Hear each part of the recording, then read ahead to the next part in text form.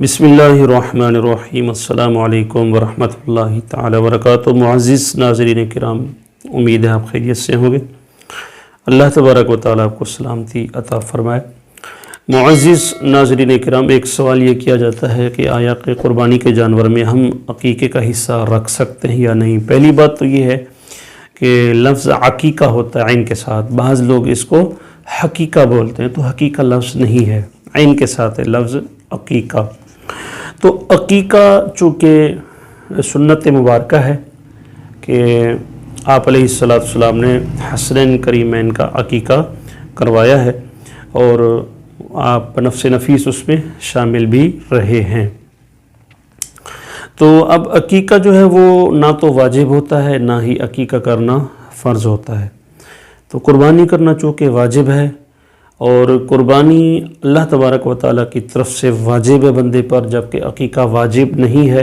और लोग ये समझते हैं कि अक़ीक़ा चूँकि खुशी के मौके पर किया जाता है, खुशी की वजह से, कि लोगों को दिखाने के लिए कि अल्लाह तबारक व तआला ने मेरे ऊपर फ़ज़ल फ़रमाया है, मुझे बेटे जैसी नेमत अता फ़रमाई है, बेटी जैसी रहमत अता फ़रमाई है, तो हम अक़ीक़ा कर रहे हैं। तो अब उस खुशी का ताल्लुक़ जो है इस वाजिब के साथ मिलाकर अक़ीक़ा करना, यानी कुर्बानी भी करना साथ में अक़ीक़ा भी करना, तो बहुत सारे लोग हैं जो कहते हैं कि जनाब अक़ीक़ा जो है वो करना जायज़ नहीं है, कुर्बानी के जानवर में आप अक़ीक़ा नहीं कर सकते हैं। तो इसका सही जवाब क्या है? आप जवाब सुनने से पहले हमारे चैनल को सब्सक्राइब कर लीजिए और बेल आइकॉन को लाजमी दबाइए ताकि आपको हमारी नई आने वाली वीडियो बर वक्त मिलती रहे।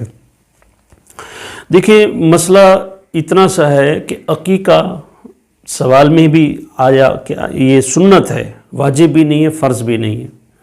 यानी अगर कोई शख्स अक़ीक़ा करता है तो वो सवाब कमाता है, अगर कोई अक़ीक़ा नहीं करता है अपने बेटे या बेटी का तो वो गुनहगार नहीं है। तो फिर ये अक़ीक़ा क्यों किया जाता है?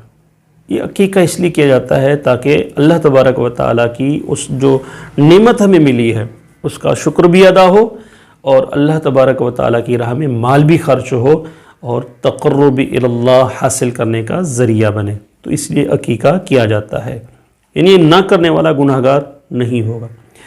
तो कुर्बानी क्यों की जाती है? कुर्बानी इसलिए की जाती है कि अल्लाह ताला ने हमारे ऊपर फ़ज़ल फ़रमाया है, कि अल्लाह ने हमें नेमत अता फ़रमाई, कि हमें गुर्बत की लकीर से निकाल कर अल्लाह तबारक व तआला ने अमीर लोगों में शामिल फ़रमाया है। हम हाथ मांगने वालों, फैलाकर मांगने वालों में से नहीं है, बल्कि हम हाथ बढ़ाकर देने वालों में से हैं। एक बतौर शुक्राना अल्लाह तबारक व तआला ने हर किसी पर कुर्बानी वाजिब नहीं की है, साहिब इस्तिताअत लोगों पर कुर्बानी वाजिब की है।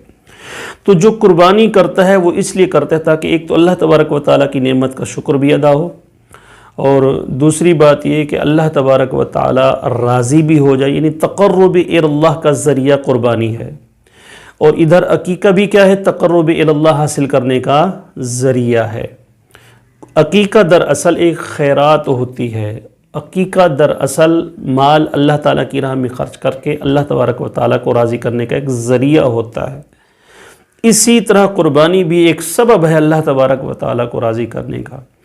इसलिए कुर्बानी के जानवर में आप अक़ीक़े का हिस्सा रख सकते हैं, शरअन इसमें कोई कबाहत नहीं है। लेकिन यहाँ पर यह बात ज़रूर ज़हन में रखिएगा, अगर आप हिस्सा एक ही रखना चाहते हैं कुर्बानी का और आप पे कुर्बानी वाजिब भी है और आप ये चाहते हैं कि वही एक हिस्सा आपका कुर्बानी भी बने और वही एक हिस्सा आपका अक़ीक़ा भी बने, ये नहीं होगा।